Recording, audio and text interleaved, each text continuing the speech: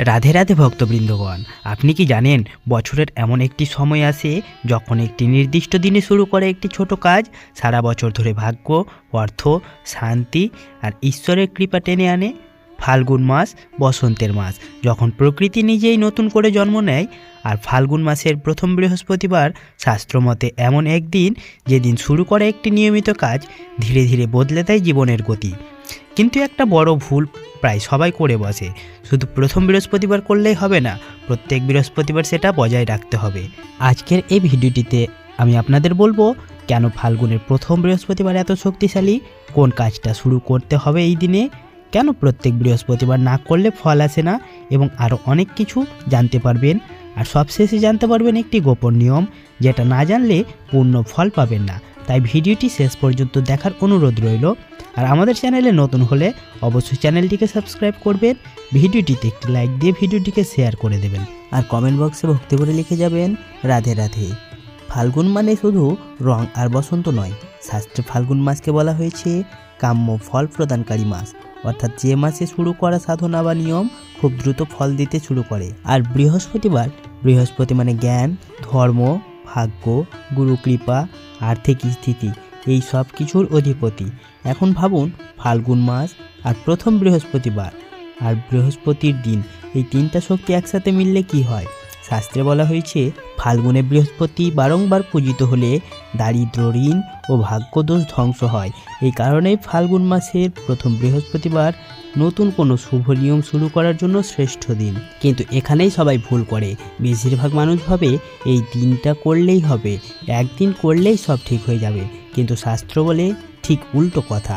শাস্ত্রে পরিষ্কার বলা আছে যে কর্ম বৃহস্পতিবারে আরম্ভ হয় তা বৃহস্পতিবারেই নিয়ম রূপে পালনীয়। মানে কি, যেদিন শুরু করবেন সেই একদিনে প্রতি সপ্তাহে সেটা বজায় রাখতে হবে। না করলে কি ক্ষতি হয়, ফল অর্ধেকেই আটকে যায়, শুরু হওয়া সৌভাগ্য থেমে যায়, গুরু কৃপা পূর্ণ হয় না। এই কারণে আজকের টপিকের নাম শুধু প্রথম বৃহস্পতিবার নয়, প্রত্যেক বৃহস্পতিবার করতে হবে। কারা অবশ্যই এই কাজ করবেন?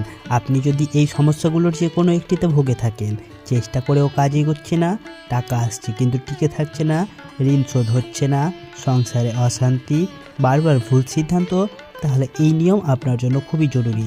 বিশেষ করে যাদের বৃহস্পতি দুর্বল, যাদের গুরুদোষ আছে, যাদের ভাগ্য আটকে আছে, তাদের ক্ষেত্রে এই কাজ অসাধারণ ফল দেয়। কিন্তু এই কাজটা প্রথম বৃহস্পতিবারেই কেন শুরু করতে হবে? কারণ ফাল্গুন মানে নতুন শক্তির সূচনা, আর প্রথম বৃহস্পতিবার মানে গুরু শক্তির বীজ রোপণ, আর পরবর্তী বৃহস্পতিবারগুলো হলো সেই বীজে জল দেওয়া। মানে আপনি যদি শুধু বীজ বপন করেন কিন্তু জল না দেন, তাহলে কি গাছ হবে? হবে না।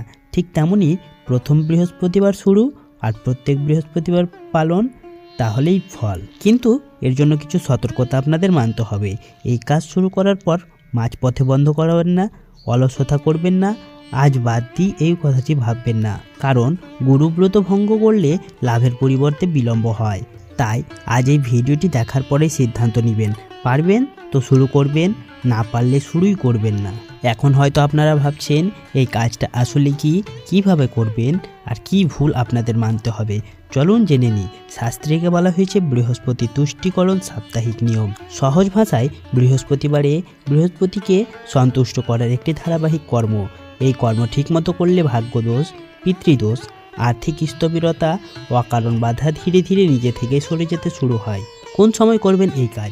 সবচেয়ে ভালো সময় হলো সূর্য ওঠার পর থেকে দুপুর 1টার মধ্যে। যদি সেটা সম্ভব না হয়, সূর্যাস্তের আগে যে কোনো সময়। সূর্যাস্তের পর এই কাজ না করাই ভালো। এই কাজে কি লাগবে? ভয় পাবেন না, এটা কোনো ভারী পুজো নয়। তার জন্য লাগবে হলুদ রঙের একটি ছোট কাপড়, একটি প্রদীপ, ঘি বা সর্ষের তেল, সামান্য হলুদ, গুঁড়ো বা কাঁচা, ছোলা বা হলুদ ডাল, একটি ফুল, হলুদ হলে ভালো, না হলেও চলবে, আর 1 গ্লাস জল। এই জিনিসগুলো একবার জোগাড় করে রাখলে প্রত্যেক বৃহস্পতিবার ব্যবহার করতে পারবেন। এবার চলুন জেনে নেব কোথায় বসে কাজটি করবেন। সবচেয়ে ভালো ঘরের উত্তর পূর্ব কোণ অথবা পুজোর জায়গা, না থাকলে পরিষ্কার একটি জায়গা উত্তর বা পূর্ব মুখ করে বসুন। চলুন এবার ধাপে ধাপে পুজো পদ্ধতিগুলো জেনে নিই। প্রথমত, বৃহস্পতিবার সকালে স্নান করিয়ে পরিষ্কার হলুদ বা হালকা রঙের কাপড় পরুন।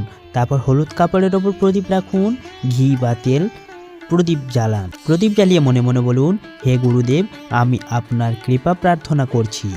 এখন এক মুঠো হলুদ চাল বা ছোলার ডাল নিন, তার উপর সামান্য হলুদ ছিটিয়ে দিন। এটা প্রতীক বৃহস্পতি, ধন, পুষ্টি ও স্থায়িত্ব। আপনি চাইলে মন্ত্র বলবেন, না পারলে বিকল্পও বলছি। মন্ত্রটি হলো ওং গ্রাং গ্রুং গ্রং স গুরুবে নমঃ। ভয় নেই, উচ্চারণ না হলেও সমস্যা নেই, মন দিয়ে বললেই যথেষ্ট। যারা মন্ত্র পারেন না তারা শুধু বলুন, হে বৃহস্পতি দেব, আমার জীবনের অজ্ঞানতা দূর করুন, সঠিক পথ দেখান, আমার সংসারে স্থায়ী শান্তি ও সমৃদ্ধি দিন। এটা 3 থেকে 5 বার বললেই যথেষ্ট। তারপর ওই হলুদ ডাল বা ছোলার ডাল, সামান্য হলুদ, ফুল এইগুলো গরুকে খাওয়ান, অথবা দরিদ্রকে দিন, অথবা পিঁপড়ের জন্য রেখে দিন। ফেলে দেবেন না, নষ্ট করবেন না, কারণ বৃহস্পতি দানে তুষ্ট হন।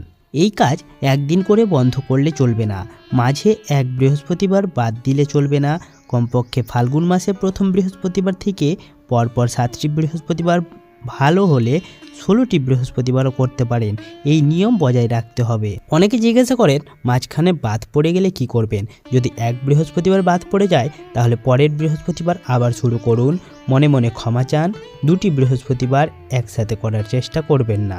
এই কাজটি করলে আপনারা 3 থেকে 4 সপ্তাহের মধ্যে মন হালকা লাগবে, অকারণ চিন্তা কমবে, আটকে থাকা কাজ নড়াচড়া শুরু হবে। কিন্তু এগুলো তখনই হবে যখন আপনি প্রত্যেক বৃহস্পতিবার নিয়ম মেনে করবেন।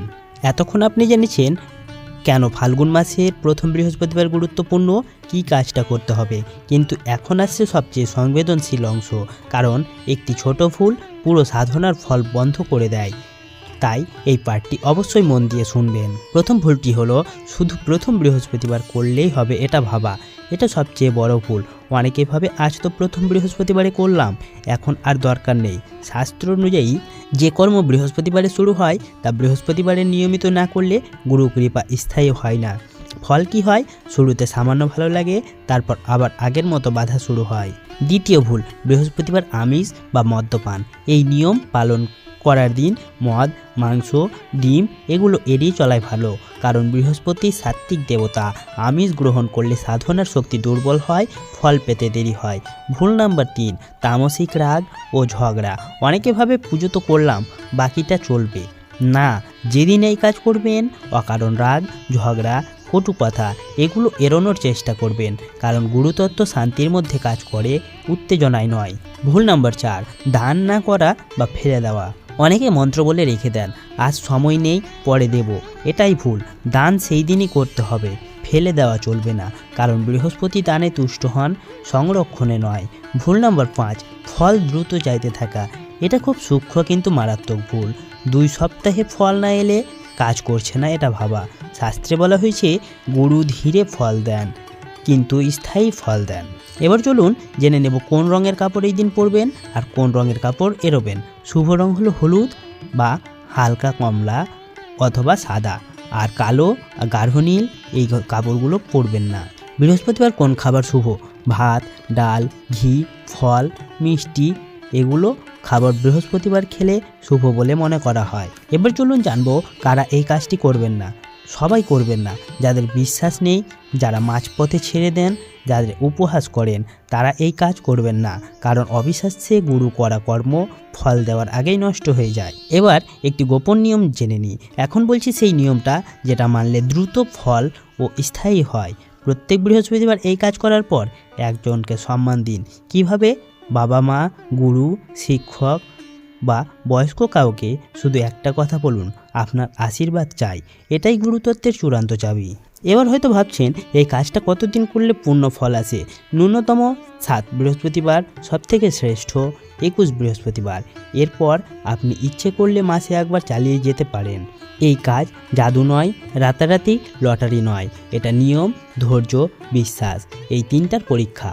আপনি যদি ফাল্গুন মাসের প্রথম বৃহস্পতিবারে শুরু করেন, প্রত্যেক বৃহস্পতিবার নিয়ম বজায় রাখেন, তাহলে ভাগ্য বদলাতে বাধ্য। ভিডিওটি যদি আপনাদের ভালো লেগে থাকে তাহলে গুরু কৃপা পাওয়ার জন্য অবশ্যই একটি লাইক করুন এবং এমন আরও শাস্ত্রভিত্তিক নিয়ম জানতে চ্যানেলটিকে সাবস্ক্রাইব করুন। আর কমেন্ট বক্সে ভক্তি ভরে লিখে যান রাধে রাধে।